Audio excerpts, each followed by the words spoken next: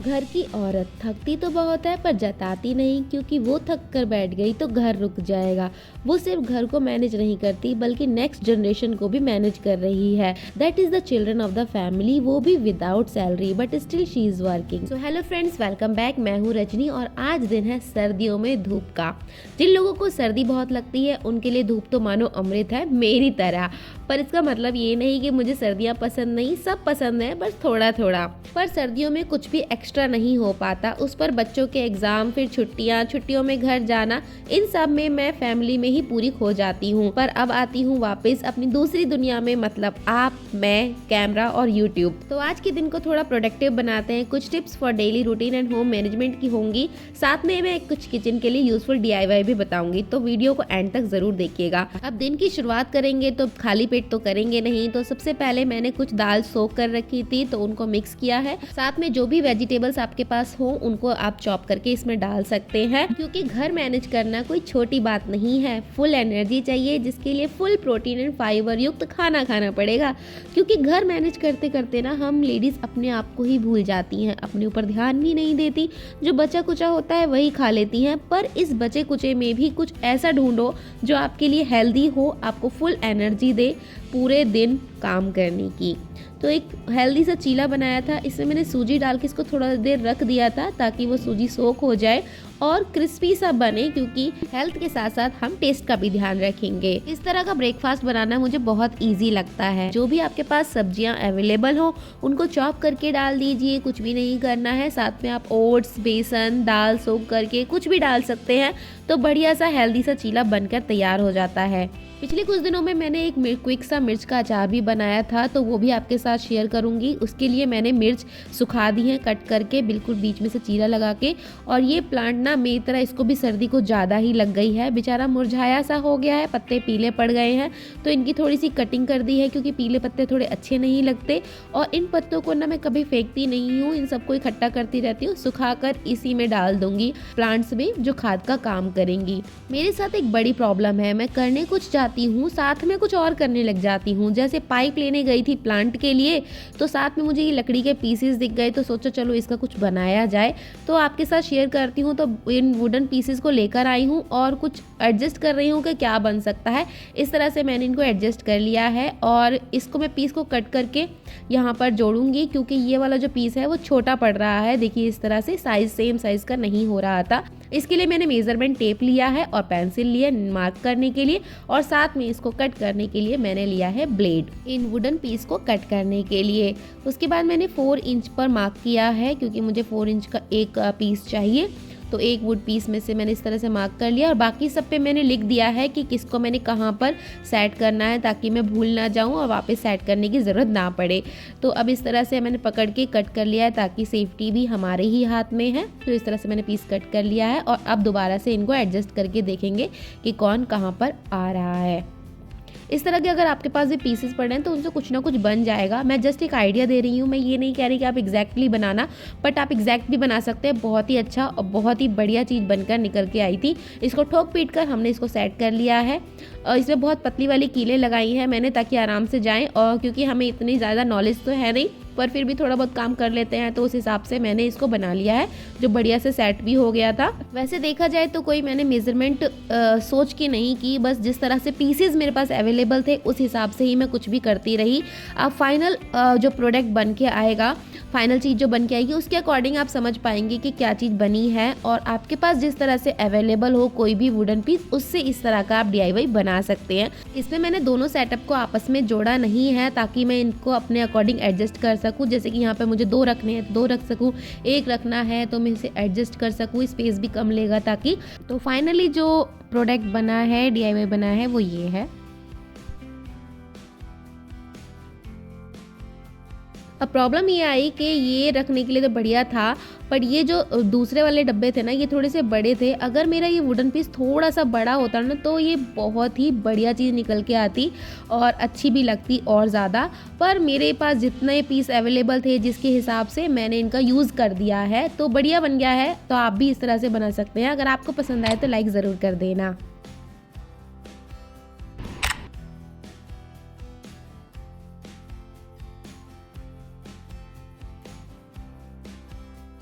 इतने में मेरे कपड़े धुल चुके हैं, तो 2 बार मशीन चल चुकी थी। तो ऑटोमेटिक मशीन का ये फ़ायदा है कि हम कुछ और काम कर रहे हैं तो वो अपना काम करती रहेगी। तो फ़िलहाल मेरे कपड़े धुल गए हैं, पर सुखाने का काम तो मुझी को करना पड़ेगा। तो मैं इनको छत पे ले जा रही हूँ क्योंकि कपड़े ज़्यादा हैं, तो छत पर अच्छे से सुखाए जा सकते हैं और धूप भी अच्छी है तो सूख भी जाएंगे। पर शायद छत पे सुखाने का आइडिया मेरे साथ साथ सभी को आ गया, तो सारे फ्लोर्स वालों ने ऊपर छत पे फुल कपड़े डाल रखे हैं। तो मैं रस्सी लेकर आई नीचे से और फिर उन पे सुखाया। बच्चों के आने में टाइम है तो सोचा चलो गाजर का हलवा बना लेते हैं। तो मैं काफ़ी ज़्यादा हलवा बनाती हूँ गाजर का हर हफ्ते लगभग। तो घिसते घिसते परेशान हो जाते हैं, तो उसके लिए मम्मी आई थी तो उन्होंने एक आइडिया बताया, तो उस तरह से आपको भी बता देती हूँ। तो मैंने इस तरह से गाजर आराम से कट गई थी, 5 मिनट भी नहीं लगे। तो और इसमें 2 सीटी लगाऊंगी और तब तक दूसरी गैस पे मैंने इसमें दूध बॉयल करने के लिए मीन्स खोआ बनने के लिए रख दिया। एक्चुअली खोआ नहीं बनाना, बस बॉयल करना है आधा रहने तक। और जैसे ही कुकर में 2 सीटी बज जाए तो उसमें इनको निकाल के मैश कर देना है। अच्छे से मैश करना है, बिल्कुल मैश कर लेना।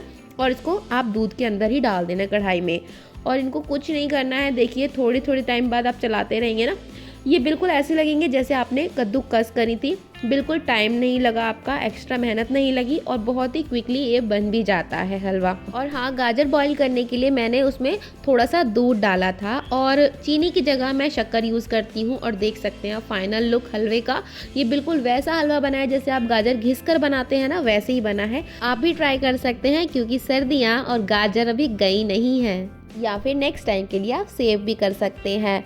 एक प्रॉब्लम और होती है, घी जमा रहता है। घी जब पराठों के लिए निकालो या किसी चीज़ के लिए निकालो ना, तो इतना जमा हुआ होता है, उसको बस खुरचते ही रह जाओ। तो इसके लिए आप क्या कर सकते हैं कि ना, इस छोटी जो कांच की बरनी होती है उसमें आप रख सकते हैं, और जब आपको यूज़ करना हो जस्ट 30 सेकेंड के लिए आप उसको ओवन में रख दीजिए। बिल्कुल ऐसे घी निकलेगा, मेल्ट हुआ, तो आराम से आप इसको यूज़ कर सकते हैं। चाहे पराठे बनाइए चाहे कुछ भी बनाइए, बढ़िया से आराम से यूज़ हो जाता है। पर कई लोगों के घर में ओवन नहीं होता तो वो स्टील के बर्तन में रखकर गर्म करके भी यूज़ कर सकते हैं। पर उसमें क्या होता है, स्टील का बर्तन ना नीचे से थोड़ा सा जल जाता है। तो मैंने ना इस तरह से पूरे सर्दियों में यूज़ किया। ये थोड़ा सा बड़ा पॉट लिया था, बर्नी बड़ी ली है जिसमें स्पून भी आ सकती है, और मैं इसे सिर्फ 10 सेकेंड पर ही गर्म करती हूँ। बस मेल्ट सा हो जाता है घी, बाकी तो जो पूरा पिघलाने की ज़रूरत है भी नहीं। बच्चे आ गए हैं और उनको लंच का टाइम हो गया है, तो उनको देते हैं खाना और हम आते हैं नेक्स्ट काम पर।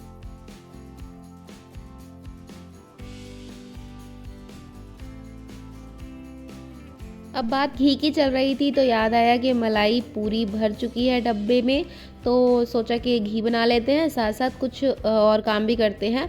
तो घी बनाने के लिए तो मैंने एक पूरी वीडियो आपके साथ शेयर की है, अगर आप देखना चाहते हैं तो आप वो देख सकते हैं। तो इसीलिए मैंने उसकी प्रोसेस नहीं दिखाई है, घी रख दिया है। और जब तक घी बन रहा है तो मैं किचन का कोई भी एक कोना, मतलब कोई भी जगह साफ़ कर लेती हूँ, ताकि वो टाइम मेरा बच जाए, क्योंकि घी भी बनता रहेगा और दूसरा काम भी होता रहेगा। तो सोचो चलो ओवन का कॉर्नर साफ़ कर लेते हैं, ये काफ़ी दिन से हुआ भी नहीं था, क्योंकि हम बाहर की तो कर लेते हैं, ओवन के अंदर रह जाता है कई बार, और ओवन के नीचे भी सफाई रह जाती है कई बार। तो अंदर से भी मैंने इसको साफ़ कर लिया है और बाहर से भी।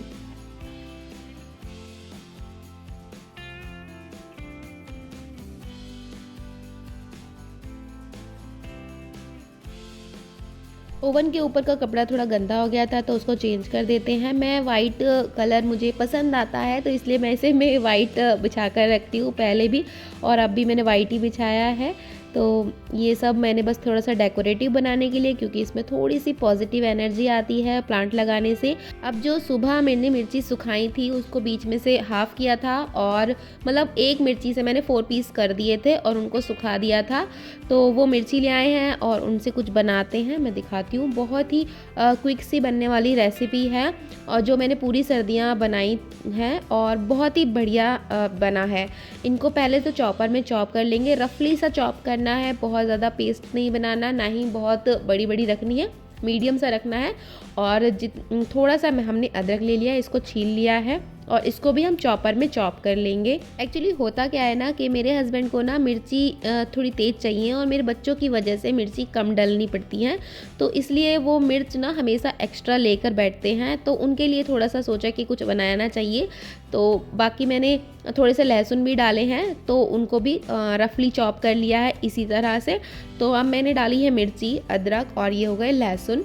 अब इन तीनों के अलावा इसमें जाएंगे कुछ मसाले, जिसके लिए हम थोड़ा सा इनको रोस्ट कर लेंगे, जैसे कि सौंफ हो गई, राई हो गई और मेथी के दाने हो गए। इन तीनों को हल्का सा हम रोस्ट कर लेंगे ताकि ये पिसने में आसानी हो जाए। इसमें जीरा, धनिया और काली मिर्च भी आप डाल सकते हैं, पर मेरे पास वो अलग से पिसी हुई रखी थी तो इसलिए मैंने उनको इसमें नहीं डाला है। देखिए मेरा घी भी साथ साथ बन रहा है। अब इस पाउडर को डाल दिया है और साथ में मैंने बताया था कि जीरा और धनिया का पाउडर भी डालना है, तो वो मेरे पास पिसे हुए रखे थे तो इसलिए मैंने उनको अलग से 2 चम्मच डाला है। और साथ में मैंने आधी चम्मच काली मिर्च की डाली है। साथ में डालेंगे लाल मिर्च, हल्दी और थोड़ा सा नमक स्वाद अनुसार, और तेल गरम करके, तेल बिल्कुल गरम करके डालना है। इसको अच्छे से मिक्स करेंगे ताकि मसाला पूरी तरह मिक्स हो जाए। और इसमें थोड़ा सा मैंने विनेगर डाला है टेस्ट के लिए और तेल डाल दिया है। ये बढ़िया सा आपका अचार, क्विक सा बनने वाला अचार बिल्कुल रेडी है। बहुत ही बढ़िया, आसानी से बन गया, मुझे आधा घंटा भी नहीं लगा पूरे प्रोसेस में सब कुछ करने में, और बहुत ही अच्छी इसमें से खुशबू भी आती है। तो हमने तो पूरी सर्दियाँ खाई, और सर्दियाँ ही नहीं, ये तो गर्मियों में खाया जा सकता है आराम से। तो मैं इसको कंटिन्यू बना के रखने वाली हूँ। इसको ठंडा करके किसी बर्नी में भर के रख दे। और मेरा 1.5 महीने तक चल रहा था और अब दोबारा से बना लिया है। देखिए मेरा घी भी बिल्कुल रेडी हो गया है, आप देख सकते हैं। और ये गाय का घी है, थोड़ा सा इसमें पीलापन रहता है। अब घी निकालने के बाद इसी पॉट में मैंने थोड़ा सा पानी रख दिया है। बॉयल आने के बाद देखो जो नीचे जम जाता है वो आराम से हट भी गया। इसको मेहनत भी नहीं करनी पड़ेगी, गर्म पानी से ये हट भी जाएगा। और ये गर्म पानी फेंकना नहीं है। इस सबको मैंने इसमें रख दिया है और इसको मैं फ्रिज में रख दूंगी ताकि ऊपर घी तैर कर निकल जाए। और बचे हुए दूध में से मैंने पनीर बनाया और जो बहुत बढ़िया पनीर बन जाता है। इसको आराम से यूज़ भी कर सकते हैं। वीडियो पसंद आई हो तो लाइक कर देना। चैनल सब्सक्राइब नहीं किया तो प्लीज़ चैनल सब्सक्राइब ज़रूर कर देना। मिलते हैं नेक्स्ट वीडियो में, तब तक के लिए बाय बाय, टेक केयर।